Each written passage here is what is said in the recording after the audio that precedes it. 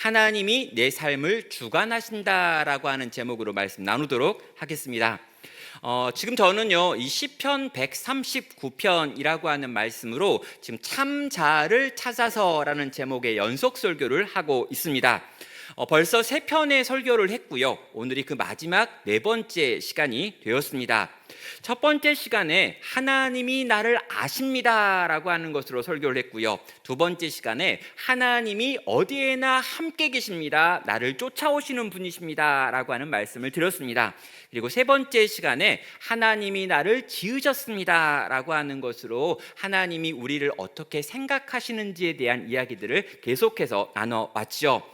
자, 너무 따뜻하고 감동적인 이야기들이 이 시편 139편 전반부, 중반부, 그리고 후반부를 향하여 펼쳐졌습니다. 자, 그런데요, 이 하나님에 대한 이야기를 계속하고 있는데 이것이 왜 중요한가라고 할 때요, 우리가 우리의 참된 모습을 이해하려면 반드시 하나님이 어떤 분이신지를 알아야 하기 때문입니다. 정말 내가 나를 바르게 이해하기 원한다면, 내가 어떤 존재인지 깨닫기 원한다면 나를 지으신 이가 어떤 분이시며 그분이 나를 어떻게 보고 계시는지 아는 것이 너무나 중요한 진리다라고 하는 거였죠. 자, 여러분, 우리가 믿는 게 뭐냐? 우리가 섬기는 분이 누구시냐라고 하면 바로 이 하나님이시기 때문입니다.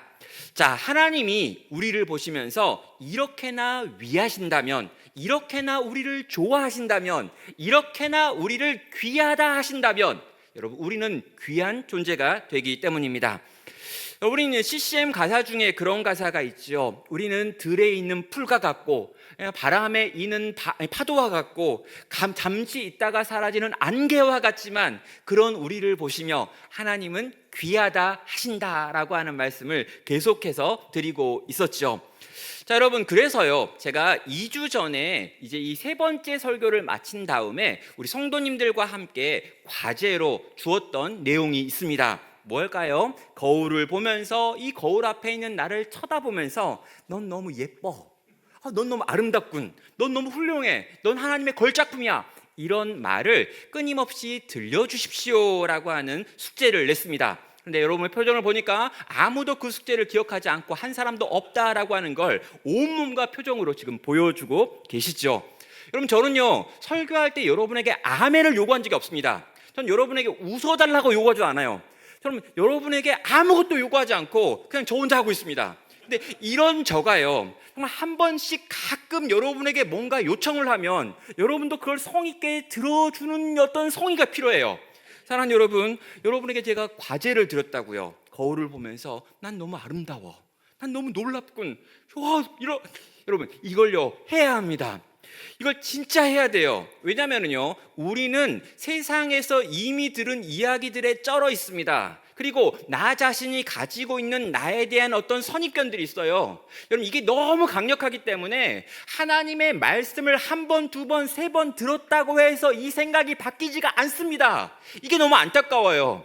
하나님이 너를 위하신다, 하나님이 너를 귀하다 여기신다, 하나님이 너를 사랑하신다, 하나님이 너를 걸작품이래, 하나님이 너를 끝까지 쫓아다니셔, 아무리 들어도요 믿어지지가 않아요. 그리고 믿지 않습니다. 그리고 여전히 내가 이전에 가지고 있던 생각 그대로 나 자신을 보고 있더라는 거죠. 여러분, 우리가 누구냐라고 물어보면은요, 이 고린도후서 5장 17절에 있는 이 말씀을 믿는 사람들이 바로 우리입니다. 예, 고린도후서 5장 7절은 말합니다. 우리는 믿음으로 살아가지 보는 것으로 살아가지 아니합니다라고 하는 구절이 나와요. 이 뒤에 나와 있는 보는 것은요, 내가 느끼는 것, 내가 배운 것, 내가 세상에서 들은 것이라고 정의할 수 있습니다. 그런데 우리는 세상이 말하고 있는 그 모든 것으로 살아가는 자가 아니라 믿음으로 살아가는 사람들입니다 라고 성도를 규정한다는 거죠. 하나님의 백성들은요, 하나님의 말씀이 뭐라고 말하는지 그 말씀의 내용과 그것을 진리로 여기고 붙들고 살아가는 사람이지, 내 느낌, 내 체험, 내 어떤 감정, 내가 들었던 어떤 이야기로 내 인생을 규정하는 사람이 아니라는 거죠. 다시 한번 여러분께 부탁드립니다. 여러분, 1년에 거의 한 번 정도 부탁을 하는데 이게 부탁이에요. 뭐냐면 오늘부터 집에 가셔서 매일 아침 잠에서 깨가지고 일어난 다음에 약간 메이크업을 하시고요. 그때는 이쁘지 않을 수 있으니까 약간 관리를 하신 다음에 적어도 출근하거나 학교를 가기 전에 거울 앞에서 넌 너무 예뻐, 넌 너무 잘생겼군, 완벽해, 퍼펙트, 제발 여러분 해주세요. 부탁입니다. 할 수 있죠? 너무 어렵나요? 너무 복잡한가요? 너무 심오해서 못하겠어요? 이건요, 할 수 있습니다. 해보세요. 그리고요, 정말 나 자신에게 그렇게 말하여주고 들려주고 내 영혼에게 선포할 때 하나님의 진리가 내 속에서 나의 정체성을 규정하는 걸 경험하게 될 겁니다. 그런데 지금 한번 해보겠습니다. 가슴에 손을 얹고 자기한테 이야기하는 거예요. 자기한테 넌 너무 아름다워. 넌 너무 훌륭해. 넌 걸작품이야. 예, 좋아요. 거의 확신이 없지만 여기까지 하려고 했는데 한 번 더 가야겠어요. 옆에 있는 분을 보시면 하겠습니다. 옆에 있는 분 평소에 좀 이렇게 관계 없는 분일 텐데 옆에 있는 분 보시면서 한번 해볼까요? 넌 너무 아름다워. 넌 너무 훌륭해. 넌 정말 하나님이 잘 만든 것 같아. 네. 여러분 그리스도인은요 느낌으로 사는 게 아닙니다. 여러분 그리스도인은요 사람들이 뭐라고 말하는지로 움직이는 게 아니에요. 그리스도인은요 믿음으로 사는 사람들이고요, 하나님의 말씀이 나에게 뭐라고 하시는가라고 하는 걸 듣고 그 말씀을 붙들고 살아가는 사람들이 하나님의 백성이라는 거죠. 자, 저는요 오늘 이 참자를 찾아서라고 하는 제목의 시리즈 설교의 마지막 시간을 보내려고 합니다. 저는 이 설교를 시작할 때요, 이 설교를 3번으로 할지 4번으로 할지 아직 정하지 못했다라고 하는 말을 첫 번째 설교를 할 때 했어요. 왜냐하면요, 요 설교가 특별히 이 시편 139편이 굉장히 독특한 구조를 갖고 있기 때문입니다. 자, 여러분 1절부터 18절, 그러니까 지지난주까지 했었던 그 설교의 내용을 보면은요 너무 따뜻한 문장들이 많이 나와 있습니다. 그래가지고 여기 있는 이 내용으로 CCM이 몇 곡이나 있어요. 그래서 거기 보면요 하나님이 나를 아십니다, 이 감동적인 이야기가 나오고요, 하나님이 나와 함께 하십니다, 막 나를 멀리 도망갔는데 거기까지 쫓아왔어요, 이런 얘기가 나와요. 그리고 마지막에는요 하나님이 나를 지으셨다라고 하는 이야기가 너무나 감미롭게 막 쏟아집니다. 그래가지고 1절부터 18절을 읽을 때는 마치 연애 편지를 읽는 것 같고요, 하나님이 우리를 이렇게까지 사랑하시는구나 라고 하는 느낌을 받으면서 감동 있게 이 구절들을 묵상을 해요. 근데 문제는 뭐냐면 딱 19절이 나오면 너무 이상한 거죠. 여러분 19절에 뭐가 나옵니까? 하나님이여 주께서 반드시 악인을 죽이시리다. 이게 문제인 거예요. 그러니까 너무 감동적으로 이야기가 팍 퍼지다가 너무 막 감동을 받고 있는데 갑자기 전혀 새로운 맥락에서 하나님이여 주께서 반드시 악인을 죽이시리다 라고 하는 이상한 기도가 나오고 있다는 거죠. 이런 반전도 이런 반전이 없습니다. 그래서 많은 분들이 감동적인 설교를 할 때 1절부터 18절까지만 하고 그 뒤에 있는 내용을 안 해요. 그리고 성경학자들 가운데도 일부는 이 뒷부분은 이 앞에 있는 내용과 너무 떨어져 있기 때문에 나중에 어떻게 좀 잘못해가지고 섞은 것도 아닐까라고 하는 생각을 하시면서 가르치시는 분도 있습니다. 자, 저는요 처음에는요 여기까지만 해야지라고 생각했어요. 그래서 3번에 끝내려고 했습니다. 그런데 이 3번의 설교를 하는 중에 제 마음 가운데 이 4번째 설교를 반드시 해야 되는구나 라고 하는 걸 깨닫게 되었죠. 자, 오늘 이 말씀이 뭡니까? 라고 하면요, 요 앞부분에 나와 있던 모든 하나님은 이런 분이시다, 하나님이 나를 이렇게 생각하신다 라고 하는 것에 대한 결론이 오늘 마지막에 나와 있는 이 말씀의 구절들이기 때문입니다. 자, 이제 이 말씀 가운데로 한번 들어가 보도록 하겠습니다. 여기 딱 들어가면요 가장 먼저 등장하시는 것은요, 하나님은 이 땅의 악을 심판하시는 분이시다라고 하는 선언입니다. 자, 다윗은 지금 아들 압살롬에 의하여 왕위가 찬탈되었습니다. 백성들이 자신을 버렸다라고 느끼고 있고요. 자기와 함께 있었던 그 신하들이 압살롬의 편에 서가지고 자기를 죽이려 쫓아오고 있지요.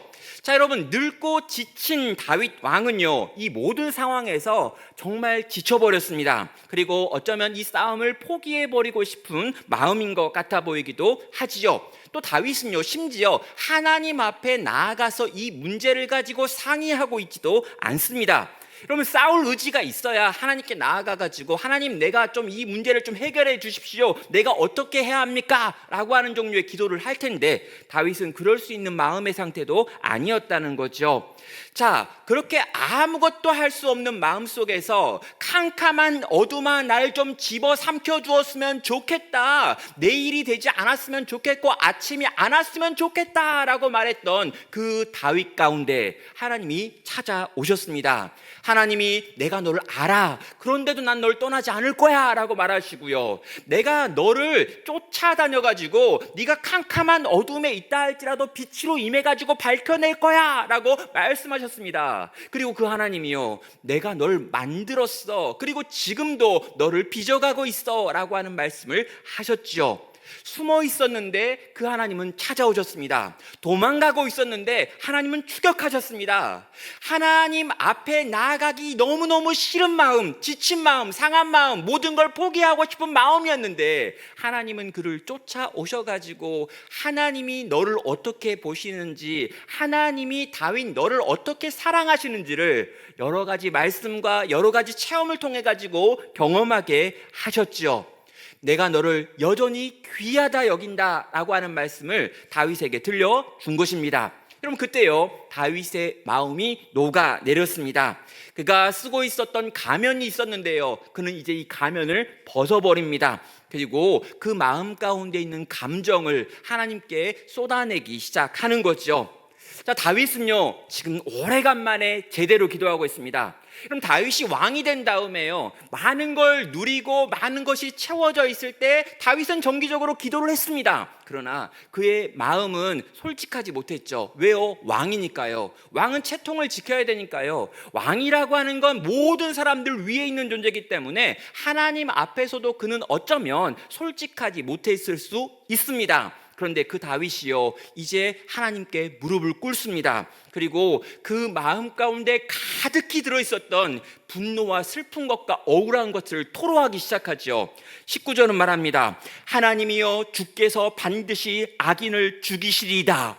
피 흘리기를 즐기는 자들아, 나를 떠날지어다. 그들이 주를 대하여 악하게 말하며 주의 원수들이 주의 이름으로 헛된 것을 맹세하나이다. 여호와여, 내가 주를 미워하는 자들을 미워하지 아니하오며 주를 치러 일어나는 자들 미워하지 아니하나이까. 내가 그들을 심히 미워하니 그들은 나의 원수들이나이다. 자, 여러분, 다윗의 마음이 지금 막 쏟아져 내리고 있습니다. 다윗을 공격하고 있는 악인들이 있습니다. 그들은 피 흘리기를 즐거워하는 자들이었습니다. 그들은 하나님에 대하여 악하게 말하고 있고요, 거짓된 맹세를 일삼고 있습니다. 그들이 너무나 밉다는 겁니다. 주님과 주님의 뜻을 무시하는 이들, 주님을 따르는 이들을 공격하고 칼을 들어 치러오는 자들이 너무나 밉고 또 밉다라고 다윗은 소리질러 하나님께 그들을 고발하고 있습니다. 제발 그들 좀 어떻게 해달라는 거죠. 사랑하는 여러분, 다윗은 이제야 자기가 쓰고 있던 가면을 벗은 겁니다. 하나님께서 오셨습니다. 근데 그 하나님이 나를 아세요. 그 하나님께서 오셨는데 나를 끝까지 쫓아다니겠다라고 말합니다. 그러면서 그 하나님이 내가 너를 만들었어 라고 고백을 했지요. 여러분, 하나님께서 이렇게 다윗을 어루만지시니까, 정말 다윗을 찾아오셔서 다윗의 마음을 부드럽게 하시니까 그제서야 다윗은 자기의 솔직한 마음을 이렇게 표현을 합니다. 유치한 다윗의 마음이 쏟아지기 시작했습니다. 나는 지금 너무 슬픕니다. 난 지금 너무 고통스러워요. 난 진짜 죽을 것 같습니다. 내가 왜 이런 상황에 놓여야 되는 겁니까? 내 아들이 어떻게 나한테 이럴 수 있습니까? 내 신하들이 나한테 이러면 안 되는 거죠. 그럼 다윗은요, 그 마음 가운데 감추어 두었지만 잘 포장하고 잘 이렇게 다루고 있다고 생각했던 그 마음 속에 있는 억울하고 슬픈 것들이 한꺼번에 쏟아져 나오는 것들을 지금 경험하고 있는 거죠. 왜 그렇습니까? 하나님은 이 모든 이야기 들어도 도망가지 않으시니까요. 하나님은 이 모든 억울한 소리와 분통 터지는 이야기들을 들어도 피하지 않으시니까요. 이 모든 이야기를 들으시며 이 모든 이야기 속에 답을 만들어내시는 분이신 줄 다윗은 알았기 때문입니다. 하나님은 절대 도망가지 않아요. 하나님 절대 피하지 않습니다. 끝까지 우리를 쫓아오십니다. 결코 우리를 그냥 내어버리는 법이 없습니다. 다윗이요, 이걸 안 거예요. 그래서 그 캄캄한 어둠 속에서 찾아오신 그 하나님을 만나고 그 하나님이 나를 지키고 돌보고 귀하다 하시는 걸 들으니까 그제서야 그의 마음 가운데 있었던 그 캄캄한 어둠 속에 가둬두었던 자기의 생각, 그 억울한 것, 분통 터지는 거 다 쏟아져 나오기 시작한 거죠. 여러분, 그 모든 걸 쏟아냈습니다. 사랑하는 여러분, 하나님은 절대로 우리를 피하지 아니하십니다. 하나님은 절대로 우리를 버리지 않습니다. 함께 계시고 아시고 우리를 만드신 분이십니다. 우리를 사랑하사 당신의 사랑하는 독생자를 내어주시기까지 하신 분이 바로 우리 하나님이십니다. 여러분, 하나님은요, 우리가 그분을 어떻게 생각하건 또 우리가 나 자신을 어떻게 생각하건 상관없이 우리를 사랑하신다라고 말씀하시며 결단코 포기하지 않는 분이라는 거죠. 이걸 우리가 알 때 우리 역시 그분 앞에 솔직해질 수 있습니다. 정말 하고 싶은 말을 그제서야 할 수 있습니다. 하나님 앞에 울 수 있습니다. 하나님 앞에 소리 지를 수 있습니다. 하나님께 화가 나서 씩씩거려도 되는 겁니다. 세상이 받은 상처, 세상 속에서 경험한 고통, 아픔들, 억울한 것, 분통 터지는 거 다 하나님께 고백하여 나눌 수 있다는 거죠. 왜요? 우리 하나님 절대로 우리 모른다고 하고 시끄럽다고 하는 분이 아니신 까닭입니다. 다윗은요, 이제야 솔직해졌습니다. 하나님, 나는 지금 부당한 일을 당하고 있습니다. 저 악이 나를 집어삼키고 있고 내 나라를 집어삼키고 있습니다. 저는 이것이 부당하다고 생각되고 당신도 이 일을 부당하다고 여기실 거라고 믿습니다. 그러니 하나님, 당신이 검을 들고 오셔서 이 악을 치십시오. 이 불의를 그치게 하십시오. 이 모든 것이 마땅히 있어야 될 그 자리로 돌아가도록 주님 제발 역사하여 주십시오라고 제대로 된 기도를 시작하게 되었다는 거죠. 사랑하는 성도 여러분, 오늘 또 우리는 그 의로우신 하나님을 봅니다. 내 속에 있는 모든 간구를 들으시는 하나님을 보고 믿습니다. 그 하나님 앞에 우리 역시 솔직해지셔야 합니다. 사랑하는 여러분, 우리가 우리를 보호하기 위해 감추고 있는 여러 가지 모습들이 있습니다. 내 안에 있는 욕구가 있고 내가 원하는 것이 있고 내 상실이 있고 내 고통이 있고 내 아픔이 있습니다. 우리는 아무에게도 그것들을 들려주고 보여줄 수가 없습니다. 왜요? 이거 보여주고 이거 들려주면 다 날 떠날 것 같으니까. 이거 보여주면 그나마 내가 지키고 있던 내 이미지 무너질 것 같으니까. 그러나 여러분, 하나님 앞에서는요, 나를 사랑하시는 그분 앞에서는요, 우리는 솔직하게 나를 보여드릴 수 있습니다. 그리고 그 하나님이 내 기도를 들으시며 내 간절한 마음의 소원에 반응하시며 오늘 또 내가 느끼고 있는 이 부당함, 내가 느끼고 있는 이 고통의 문제 가운데 관심을 가지시고 일하실 줄 믿으며 그분께 솔직히 나아가 우리의 마음을 토로할 수 있는 여기 계신 모든 하나님의 백성 되시기를 주의 이름으로 축원합니다. 자, 여러분, 두 번째로요, 이렇게 하나님께 나아가 솔직히 자기의 모든 고통을 이야기하며 하나님의 공의를 베푸소서라고 말했던 이 시인 다윗은요, 한 단계 더 깊은 자리로 나아가게 됩니다. 자, 그는요, 자기를 밖에서 공격하는 악에 관하여, 원수에 관하여 하나님의 심판을 구했습니다. 한참 동안이나 이 세상에서 일어나는 악에 대해서 말했을 것입니다. 도무지 말도 안 되는 이 상황에 대하여 하나님께 억울함을 토로했습니다. 압살롬이 밉다고, 압살롬과 한 팀이 되어버린 자기를 치러 온 그 신하들이 밉다고, 그리고 그의 군대가 너무너무 얄밉고 미워 죽겠다고 그는 소리를 질렀습니다. 너무너무 하고 싶었는데 왕의 채통 때문에 할 수 없었던 많은 말들을 하나님 앞에 쏟아 놓았습니다. 존엄한 왕의 입에서 나올 수 없을 것 같은 막말과 이런 말들이 막 쏟아져 나왔죠. 그런데요, 그렇게 막 하나님께 성질을 부리고 소리를 내고 부르짖어 외치더니 점점 그 외침의 소리가 잦아들기 시작합니다. 그리고 아무런 소리도 하지 않는 침묵의 시간이 왔죠. 이게 어떤 겁니까? 여러분도 경험한 적 있는데 기도하다가 졸기 시작한 겁니다. 농담이에요. 여러분, 기도하다가 졸기 시작한다라고 하면요, 이게 일부에 있는 많은 어른들은 다 공감하면서 이렇게 고개를 막 뜨세요. 왜냐하면 기도하다가 존 경험이 좀 많거든요. 근데 여러분, 여기 있는 젊은 분들은 기도하다가 존 경험가 없는 것 같아요. 일단 졸기까지 기도한 적이 없으니까. 이게 문제예요. 한 2시간쯤 기도해야 중간에 한번 졸음이 와가지고 20분쯤 자다 깨가지고 기도하거든요. 근데 여러분, 우리가 기도를 너무 짧게 하다 보니까 그런 경험이 없는 것 같다 아쉽습니다. 근데 여러분, 다윗도 기도하다가 좋은 걸까요? 아니요. 다윗이 기도했습니다. 처음에 막 울면서 막 기도를 했습니다. 한번 소리를 내고 보니까 막 기분이 좋아져요. 그래서 더 크게 막 소리를 질렀어요. 막 하나님께 억울한 거 다 토로하고 열받는 거 다 쏟아놓고 막 말했습니다. 근데 여러분, 이렇게 기도를 깊이 하고 하나님 앞에서 솔직하게 자기의 마음을 막 토로했습니다. 다 쏟아놨어요. 근데 여러분, 이렇게 막 쏟아놓은 다음에 점점 더 그의 입술에서 나오던 말들과 언어들이 줄어들기 시작해요. 그리고 어느 순간에 더 이상 다윗이 말하지 않습니다. 그러더니 갑자기 다윗의 자세가 달라집니다. 다윗의 표정이 바뀌었습니다. 이전에 있었던 그 고통스러운 표정이 사라졌습니다. 목소리 톤도 바뀝니다. 그리고 아주 나직한 목소리로 다윗은 이렇게 고백하지요. 23절입니다. 하나님이여 나를 살피사 내 마음을 아시며 나를 시험하사 내 뜻을 아옵소서라고 하는 기도이죠. 자, 여러분, 다윗이 방금 전까지 했던 기도는 뭐냐면 외부의 악으로부터 벗어나게 해주십시오라고 하는 기도였습니다. 정말 외부의 저 악한 것들, 저 나쁜 놈들, 저 나쁜 인생들, 저걸로 인하여 고통당하는 내 비참한 신세, 이걸 막 쏟아놨어요.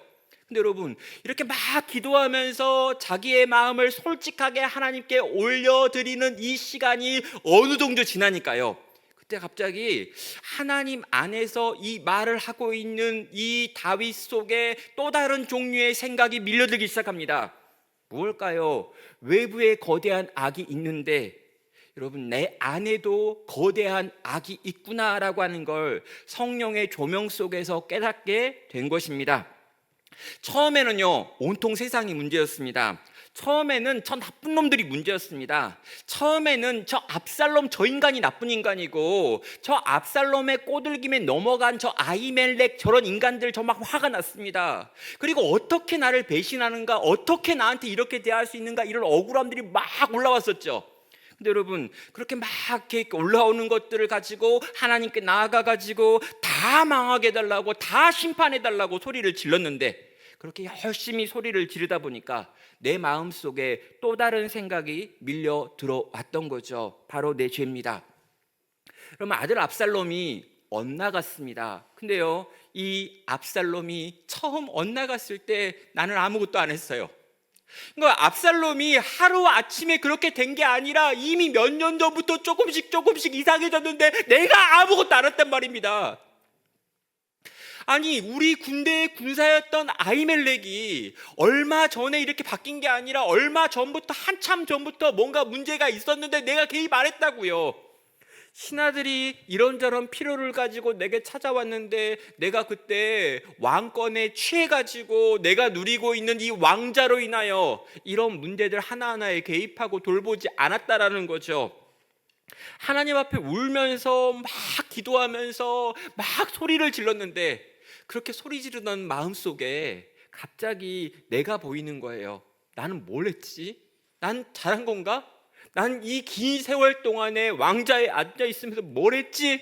그리고 여러분, 그렇게 막 기도하다가 또 하나 생각나는 게 있습니다. 내가 진짜 오래간만에 울면서 기도하고 있구나. 내가 진짜 오래간만에 무릎을 꿇었구나. 내가 정말 오래간만에 하나님께 내 마음을 토로하고 있구나라고 하는 것도 그제서야 다윗은 깨닫게 되는 겁니다. 그래서 다윗의 기도가 바뀌지요. 어떻게 바뀝니까? 오 주님, 나도 이상합니다. 아니, 나도 많이 망가져 있네요. 나는 내가 원망하는 게 당연하다고 생각했고 내가 저 악인들이 망하는 것이 마땅하다라고 소리를 질렀는데 그 악인과 내가 별반 다르지가 않네요. 주님, 나를 살피시고 내 마음과 뜻을 드러내 주십시오. 주님 뜻에 맞는 삶을 살도록 먼저 주님 나를 교정하여 주십시오라고 하는 기도가 그의 이어져 나오는 기도가 되는 것입니다. 사랑하는 여러분, 하나님 앞에서 우리는 선과 악을 분별해야 합니다. 이 땅에 있는 악이 망하기를 위하여 기도하고요, 이 땅에 있는 악과 싸우기를 선택해야 합니다. 이 땅에 정의가 임하기를 구해야 되고요, 이 땅의 정의를 위하여 할 수 있는 한 우리가 할 수 있는 다양한 방법들을 사용해야 합니다. 그러나 여러분, 잊지 말아야 될 것이 있지요. 세상에 눈에 보이는 악과 싸우는 것만큼이나 우리 속에 있는 죄와 싸워야 하는 것입니다. 다윗은 하나님 앞에서 가면을 벗었습니다. 그는 벌거벗은 채로 하나님 앞에 섰습니다. 그리고 거기서 사랑으로 가득하신 하나님을 만났습니다. 그 빛을 경험했지요. 그리고 그 빛 안에서 세상을 향한 자기의 마음을 쏟아놓았습니다. 그런데 어느덧 그 빛이 자기를 비췄습니다. 내 안에 있는 죄, 내 안에 있는 악, 나로 인하여 생겨난 이 땅의 모든 문제들이 보이기 시작했고요, 그 빛 앞에 나를 해결해 달라고, 나를 고쳐 달라고, 나를 새롭게 만들어 달라고 구하는 자리로 나아가고 있는 것입니다. 사랑하는 성도 여러분, 하나님은 나를 지금도 빚어가고 계시는 분이십니다. 지금 내가 이러이러한 존재다, 나는 지금 이 정도 수준의 사람이야 라고 말하는 분이 있다면 여러분 부탁드립니다. 여러분은 아직 끝난 게 아닙니다. 하나님은 여전히 여러분을 붙들고 여러분을 빚어가고 계십니다. 우리 안에 있는 악의 문제와 죄의 문제와 실수와 우리가 가지고 있는 죄된 습관과 그 죄된 습관이 만들어내는 악한 것들 가운데 하나님은 지금도 개입하실 수 있습니다. 그 하나님께 여러분을 내어드리십시오. 하나님의 빛으로 나를 비춰달라 구하십시오. 내 뜻에 문제가 있지는 않는지, 내가 가지고 있는 것 가운데 어떤 악이 있는 건 아닌지, 내가 가지고 있는 어떤 죄가 있는 건 아닌지 주께 물으시고요, 주님께 이 부분을 해결해 달라고, 이 부분도 고쳐달라고, 세상에 있는 악을 멸하시는 것처럼 내 안에 있는 악도 멸하여 달라고 하나님께 나아가 구해야 되는 것입니다.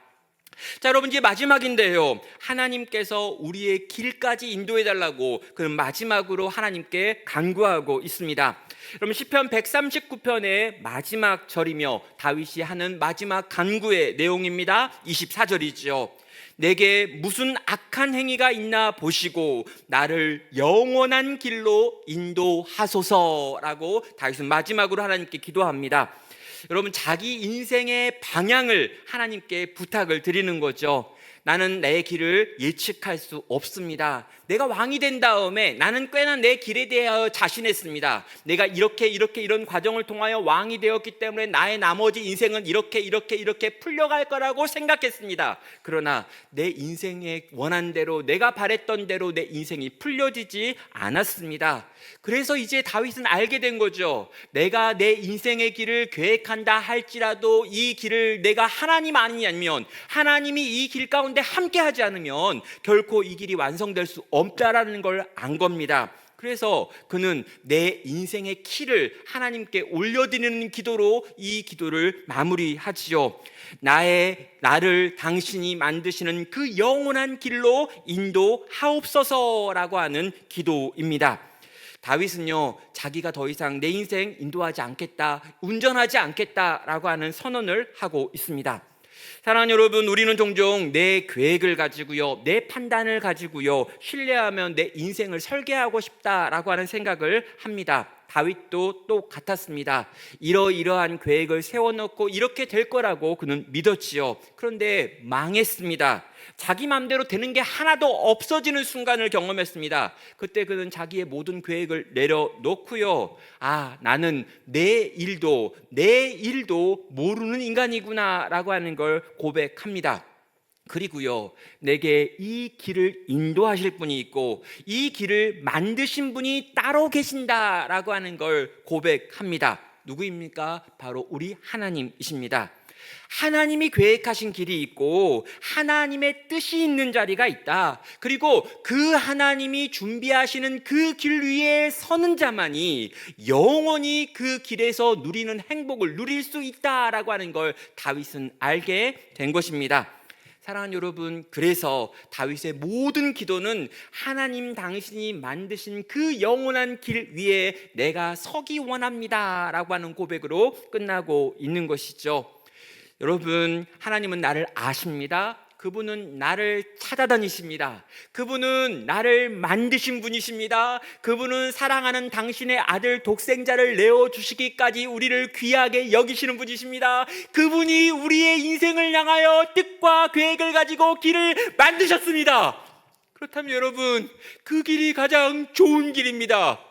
그 길이 가장 아름다운 길이고 그 길이 가장 행복한 길이고 그 길 위에 서서 그분과 함께 동행하는 것이 우리가 이 땅에서 누릴 수 있는 가장 좋은 것이라는 거죠.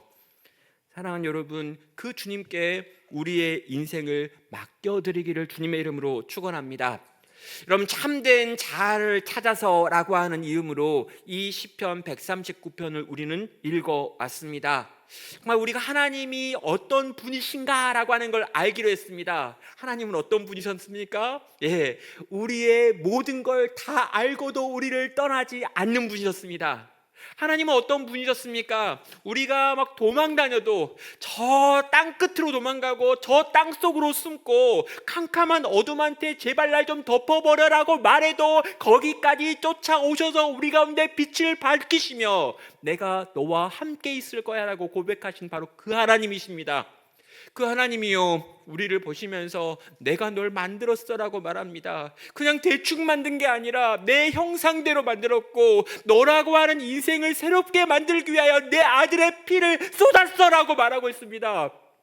그렇게나 내가 널 사랑하고 그렇게나 내가 널 아끼고 그렇게나 내가 널 귀하게 여긴다라고 하나님은 지금 또 고백하고 있습니다. 사랑하는 여러분, 그 하나님 앞에 여러분을 내어드리십시오. 그 하나님이라면 여러분의 솔직한 마음을 쏟아 놓으십시오.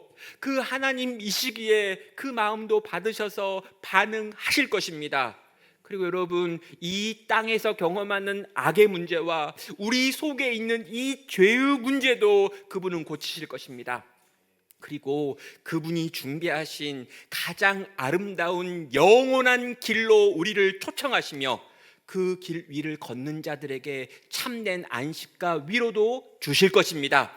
그 주님을 바라보고 그 주님을 기대하며 그 주님과 함께 또 한 주를, 또 한 달을, 또 한 해를 살아갈 수 있는 귀하고 복된 성도 되시기를 주님의 이름으로 축원합니다.